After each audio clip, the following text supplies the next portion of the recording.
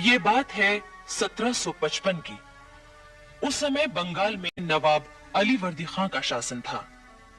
अंग्रेजों ने अमीचंद नामक व्यापारी से मिलकर बंगाल पर हमला करने की तैयारी की, लेकिन बंगाल के शासक अली वर्दी खां ने उनकी एक भी चाल न चलने दी। लेकिन अली वर्दी खां बूढ़ा हो चुका था। उसने एक दिन अपने नवासे सिराजुद्दौला को अपने पास बुलाया। सिराजुद्दौला उस समय 24 बरस का था और वही अली वर्दी खां का उत्तराधिकारी भी था। अली वर्दी खां ने सिराजुद्दौला से कहा, बेटे, मुल्क के अंदर यूरोपियन कौमों की ताकत पर नजर रखना। सियासतों के घरेलू झगड़ों के बहाने इन लोगों ने मुगल शहंशाह का मुल्क और शहंशाह की रियाया का धन माल छीनकर आपस में बांट लिया है। इन तीनों यूरोपियन कौमों को एक साथ कमजोर करने का ख्याल ना करना। अंग्रेजों की ताकत बढ़ गई है मेरे बेटे। उन्हें किले बनाने या फौजों को रखने की इजाजत ना देना। अगर तुमने ये गलती की तो मुल्क तुम्हारे हाथ से निकल जाएगा। अली वर्दी खां की मृत्यु 10 अप्रैल 1756 को हुई और सिराजुद्दौला अपने नाना की गद्दी पर बैठा।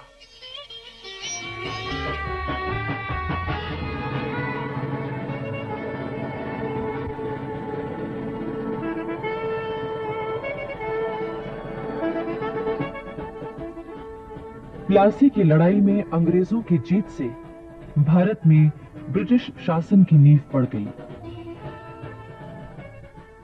इस जीत में सेनापति मीर जाफर की बड़ी महत्वपूर्ण भूमिका थी, जिसने अपने मालिक सिराजुद्दौला के साथ विश्वासघात किया था। अंग्रेजों ने मीर जाफर को बंगाल का नवाब बना दिया और मुर्शिदाबाद में सिराजुद्दौला के तख्त पर वो बड़ी शान से बैठ गया। इसके बदले मीर जाफर ने कंपनी को 24 परगने की जागीरदारी सौंप दी। लेकिन मीर जाफर अपनी गद्दी पर एक दिन भी चैन से न बैठ सका। वो एक कमजोर, अयोग्य और नासमझ शासक सिद्ध हुआ। वो अंग्रेजों के हाथों की कठपुतली बनकर रह गया। क्लाइव की इच्छा के खिलाफ वो कोई काम नहीं कर सकता था।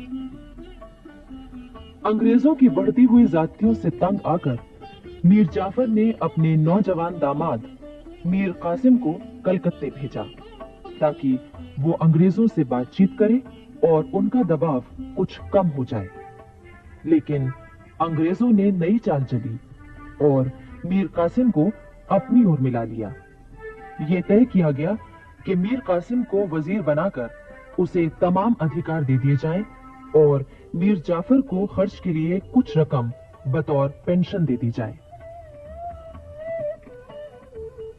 20 अक्टूबर 1760 को सूरज निकलने से पहले मीर जाफर का महल अंग्रेजों की फौजों ने घेर लिया।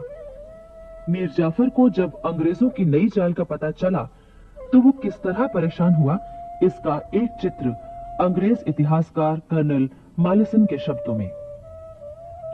उस सुबह को बूढ़े नवाब को उस दिन की अवश्य याद होगी जब उसने प्लासी के मैदान में अंग्रेजों का साथ दिया था और अपने मालिक तथा रिश्तेदार सिराजुद्दौला के साथ विश्वासघात किया था। मीर जाफर अवश्य इस समय सोचता होगा कि यदि प्लासी में मैं अपने उस बालक रिश्तेदार के साथ वफादार रहा होता जिसने अत्यंत हसरत भरे शब्दों में मुझसे अपनी पगड़ी की लाज रखने की प्रार्थना की थी, तो मेरी हालत कितनी अच्छी होती। जिस सत्ता को मैंने इतने नीच और गलत तरीके से प्राप्त किया था, उससे मुझे क्या फायदा पहुंचा।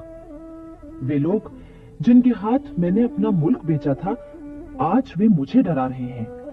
जो गुस्ताख विदेशी प्लासी से अब तक मुझ पर हुक्म चलाते रहे और जो अब मुझे गद्दी से उतारने की धमकी दे रहे हैं, यदि प्लासी में मैंने उनके नाश की वजह बनने का यश प्राप्त कर लिया होता तो इस समय मेरे हाथों में असली हुकूमत होती, मेरा नाम इज्जत से लिया जाता और मेरा मुल्क बच गया होता।